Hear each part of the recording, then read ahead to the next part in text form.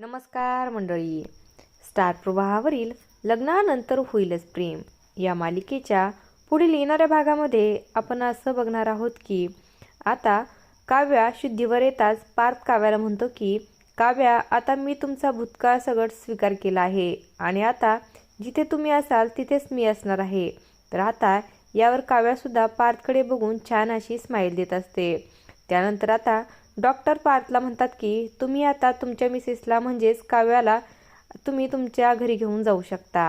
हे ऐकून पार्थला सुद्धा याचा प्रचंड आनंद होतो, कारण आता पार्थला सुद्धा हे माहिती असतं की काव्याची आज IASची फायनल एक्झाम आहे.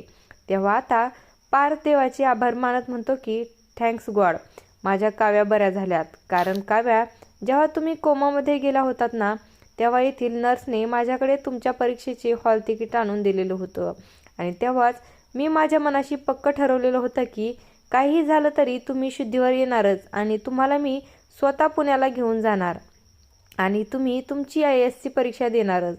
त्यामुळे काव्या, चला आता आपल्याला पुण्याला जायला हवं. आणि असं म्हणत पार्थ काव्याला उचलून घेत त्याच्या जिप्सी गाडीमधून बसून थेट पुण्याच्या एका कॉलेजमधील परीक्षा केंद्रावर घेऊन जातो. तेव्हा परीक्षा केंद्रावर पोहोचताच गाडीतून खाली उतरल्यावर पार्थ काव्याला बेस्ट ऑफ लक काव्या म्हणत शुभेच्छा देतो. असं काही आपल्याला या भागामध्ये बघायला मिळणार आहे.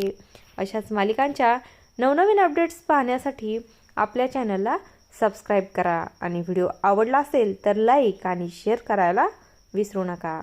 धन्यवाद.